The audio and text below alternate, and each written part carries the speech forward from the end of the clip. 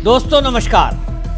दोस्तों अरविंद केजरीवाल अपने आप को बहुत ज़्यादा पढ़े लिखे, समझदार और चालाक समझते हैं, लेकिन कभी ना कभी ऐसे मामला होता है कि चालाक से चालाक आदमी भी शिकंजे में फंसता है। अरविंद केजरीवाल के साथ भी अब कुछ ऐसा ही हो रहा है। अरविंद केजरीवाल शराब घोटाले में ट्रायल कोर्ट ने उनको बरी क्या कर दिया। अपने आप को कट्टर ईमानदार घोषित करने के लिए जज पर ही सवाल खड़े कर दिए, और एक ऐसी जज हाई कोर्ट की जिसकी ईमानदारी के चर्चे पूरी न्यायपालिका में हैं, जस्टिस स्वर्णकांत शर्मा। मैं उनकी बात कर रहा हूं। और जस्टिस स्वर्णकांत शर्मा के बारे में पूरे न्यायपालिका में एक बात चर्चित है कि वो नीचे से ऊपर आने तक जो उन्होंने परिश्रम किया है और जो ईमानदारी का परिचय दिया है, उसमें ना वो कभी किसी नेता के दबाव में आई, ना बड़े से बड़े वकील के। अब ऐसे में अरविंद केजरीवाल को जब चारों तरफ से रास्ते बंद दिखे तो उन्होंने एक चाल चली, और क्योंकि लाइव टेलीकास्ट होता है सुप्रीम कोर्ट और हाई कोर्ट का, लाइव टेलीकास्ट में उसकी रिकॉर्डिंग को अपने हिसाब से मैनिपुलेट करके और उस वीडियो को चलाया गया जो कोर्ट की कार्रवाई का वीडियो था। सोशल मीडिया हैंडल से आम आदमी पार्टी के कई नेताओं ने उसे वायरल करना शुरू किया और ऐसा जताने की कोशिश की कि जैसे अरविंद केजरीवाल ने जज को ही गलत साबित कर दिया है।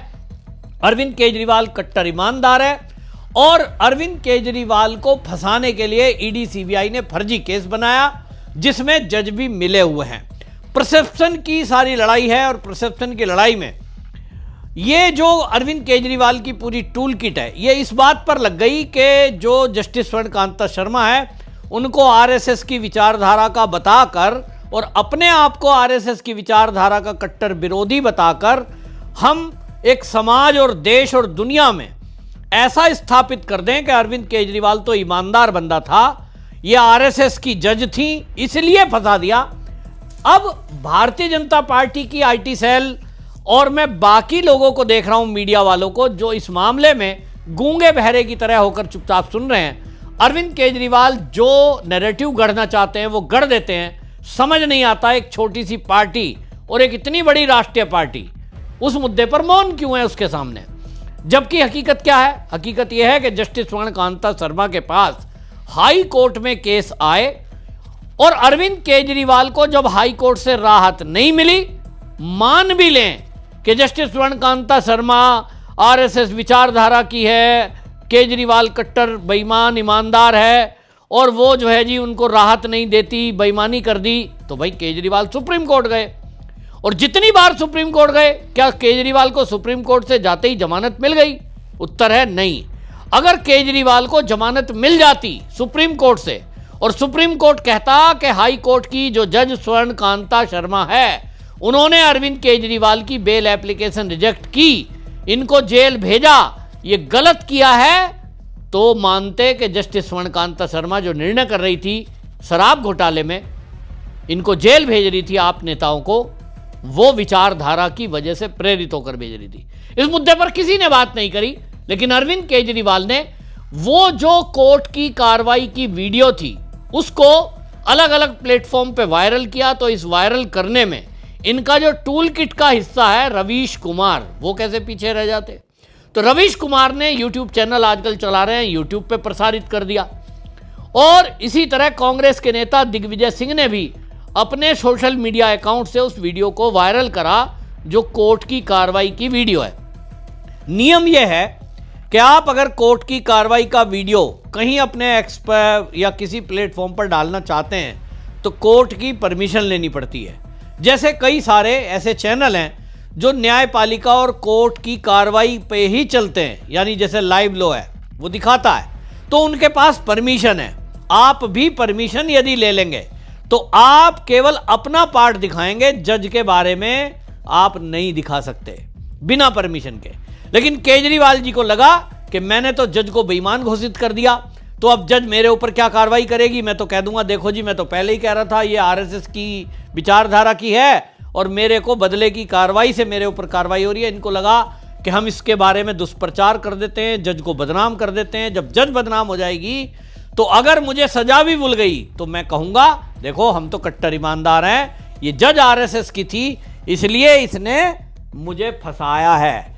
बच्चों की बात की गई कि बच्चे प्रैक्टिस करते हैं और 10 ऐसे पॉइंट उठाए गए थे जो जस्टिस स्वर्णकांता शर्मा है उन्होंने एक एक करके 10 के 10 पॉइंट पर केजरीवाल की बात का जवाब दिया और इनको लतार लगाई। और आप सबको भी समझने की जरूरत है, केजरीवाल जिस चाल को चल रहे थे कि जस्टिस स्वर्णकांता शर्मा के वो बेईमान सिद्ध करके और अपने आप को कट्टर ईमानदार घोषित कर दें, अपने लोगों को और आने वाले समय में अब पंजाब में चुनाव है, पंजाब के लोगों को मूर्ख बनाकर ये सिद्ध कर दें, देखो जी मैं तो कट्टर ईमानदार था, जज अगर ईमानदार होती तो मैं तो जेल जाता ही नहीं। जज को बेईमान सिद्ध कर रहे थे बगैर बोले। अब सब लोगों का दिमाग ये लगाना चाहिए था कि जस्टिस स्वर्णकांता शर्मा एक बीच की कोर्ट है, बीच मतलब ट्रायल कोर्ट, फिर उसके ऊपर हाई कोर्ट, लेकिन उनके भी ऊपर सुप्रीम कोर्ट है। और अरविंद केजरीवाल का शराब घोटाला आपने देखा कि वो सुप्रीम कोर्ट तक गया है। इनकी प्रॉपर्टी ईडी ने कुर्क की है। वो इनका केस कौन लड़ रहा था? अभिषेक मनु सिंघवी, जाना माना वकील। कौन केस लड़ रहे थे इनके? कपिल सिब्बल। इस तरह के बड़े बड़े वकील जो सबसे बड़ा नाम है वो इनके केस लड़ रहे थे और केस चल रहा था सुप्रीम कोर्ट में।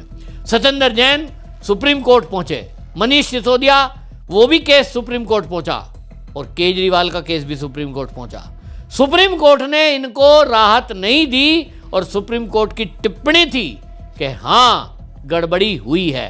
150 आईफोन तोड़कर फेंक दिए, सबूत नष्ट किए गए और जो ये कहते हैं 1 रुपया नहीं मिला, वो 1 रुपया तो जब खर्च हो जाएगा तो कहां से मिलेगा?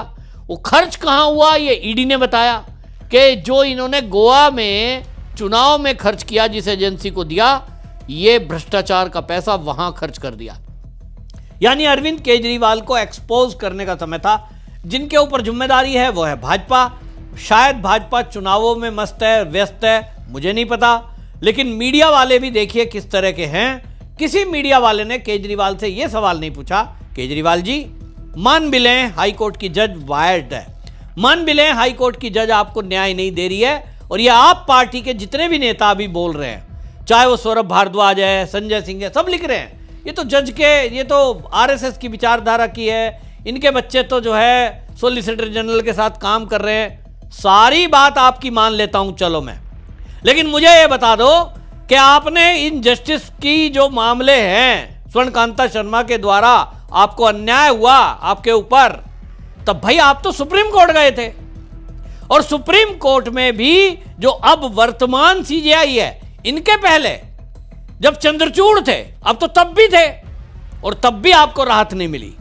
तो इसका मतलब क्या सुप्रीम कोर्ट के भी सारे जज आरएसएस के हैं? अगर आप कहो हां, तब आप कहो जस्टिस स्वर्णकांता शर्मा ने आपके साथ अन्याय किया है। और यदि आपको सुप्रीम कोर्ट में राहत नहीं मिली थी, तब आप जस्टिस स्वर्णकांता शर्मा को कैसे कह सकते हो कि उसने आपके साथ अन्याय किया? क्योंकि वो आरएसएस की विचारधारा की थी, उनके बच्चे सॉलिसिटर जनरल के साथ काम कर रहे थे, सॉलिसिटर जनरल के साथ काम कर रहे थे, लेकिन उन्होंने जवाब दिया कि शराब घोटाले में बच्चों के पास केस नहीं था। बहरहाल इस मामले में एक और नया ट्विस्ट आया और ये केस अब जो है, आपको बता दूं कि इस मामले में जो वीडियो वायरल की गई थी, इसमें मामला एफआईआर दर्ज करके एसआईटी जांच की मांग की गई एडवोकेट वैभव सिंह की याचिका से। हाई कोर्ट में इसकी सुनवाई हुई और हाई कोर्ट में chief justice high court Delhi Devendra Kumar Upadhyay ने एक खंडपीठ का गठन किया जिसमें तेजस कारिया नाम के जस्टिस भी साथ में थे। लेकिन पहली सुनवाई के बाद जस्टिस कारिया ने अपने आप को अलग कर लिया। अभी अपने आप में एक चौंकाने वाली खबर थी। अरविंद केजरीवाल, मनीष सिसोदिया और दिग्विजय सिंह के खिलाफ कोर्ट की अवमानना का केस हाई कोर्ट में पीआईएल के द्वारा पहुंचा और याचिकाकर्ता एडवोकेट वैभव सिंह ने यह कहा कि इन्होंने कोर्ट की अवमानना की है क्योंकि कोर्ट की कार्रवाई का वीडियो इन्होंने सोशल मीडिया पर वायरल किया है, ये लीक किया है, इन पर ये कार्रवाई की जाए। तो सवाल ये उठ रहा है कि जब ये रिकॉर्डिंग की अनुमति नहीं थी तो इन्होंने अपने हिसाब से दिया, लेकिन इसमें चौंकाने वाली बात यह हुई, जिस खंडपीठ को chief justice high court Devendra Kumar Upadhyay ने गठन किया था, उसी का तेजस कारिया नाम के जो जस्टिस है उन्होंने अपने आप को केस से अलग कर लिया। अब ये केस से अलग क्यों किया? ये एक सवाल उठता है, लेकिन मैं आपको कुछ इनकी हिस्ट्री बताऊंगा तो आपको समझ में आएगा कि मामला क्या है। असल में ये जो जस्टिस कारिया है, इनके बारे में, ये जस्टिस कारिया के बारे में पिछली हिस्ट्री अगर आप देखोगे तो पता चलेगा, इनको पता लग गया कि अब सोशल मीडिया का ज़माना है, अब आपकी पोल पट्टी खुलेगी, आपके बारे में अब चर्चा चलेगी। जब अरविंद केजरीवाल जस्टिस श्रवण कांता शर्मा पर यह आरोप लगा रहे हैं कि वो जो है आरएसएस विचारधारा की हैं, इसलिए मेरे साथ न्याय नहीं कर रही, तो फिर जस्टिस कारिया ने जो फैसले दिए हैं उनकी चर्चा सोशल मीडिया पर हो रही है। कुछ केस मैं आपको बताता हूं जो चर्चा सोशल मीडिया पर जस्टिस कारिया के बारे में है।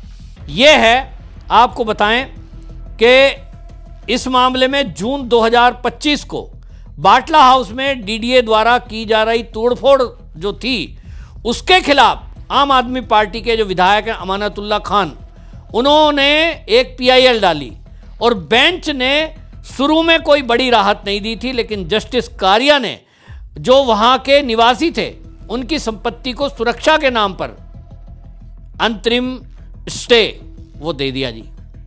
मतलब इन्होंने जो डीडीए की कार्रवाई थी उसको रोक दिया।